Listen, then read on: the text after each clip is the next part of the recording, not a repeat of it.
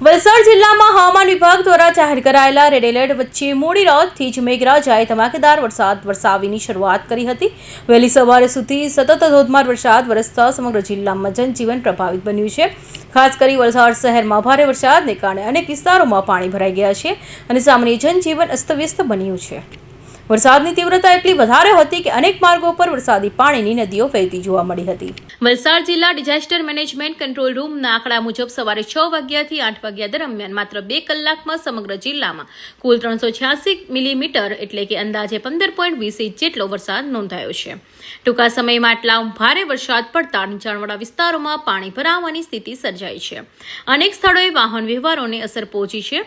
વલસાડ શહેરના છીપવાડ, ઘરનાળા સહિત MG road, Tithal road અને અન્ય નીચાણવાળા વિસ્તારોમાં વરસાદી પાણીનો ભરાવો થઈ ગયો છે। ભારે વરસાદને કારણે રહેઠાણક વિસ્તારો તેમજ મુખ્ય માર્ગો પર પાણી ફરી વળતા સ્થાનિકોને ભારે હાલાકીનો સામનો કરવો પડી રહ્યો છે। અનેક સ્થળોએ ઘરો અને દુકાનની બહાર પાણી ભરાઈ જતા દૈનિક જીવન પર સીધી અસર જોવા મળી રહી છે।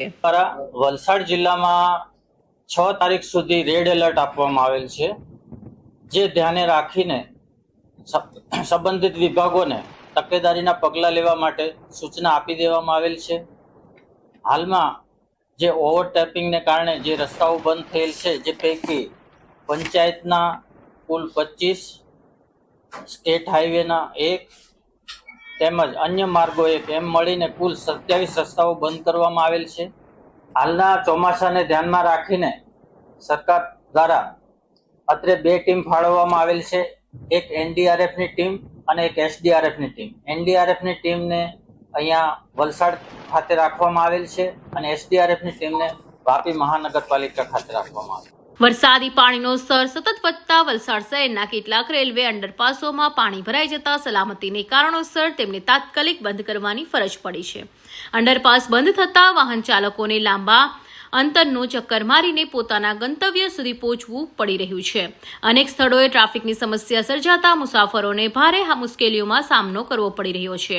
ધોધમાર વરસાદને કારણે શહેર તેમજ ગ્રામ્ય વિસ્તારોના અનેક માર્ગો પર વરસાદી પાણીની નદીઓ વહેતી જોવા મળી હતી। કેટલાક સ્થળોએ પાણીનો પ્રવાહ એટલો તેજ હતો કે 2 ચક્રી વાહન ચાલકો માટે પસાર થવું જોખમી બની ગયું હતું।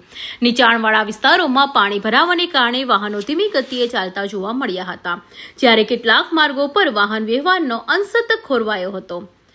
કૌશિક પટેલનો report, Hind TV news, Surat.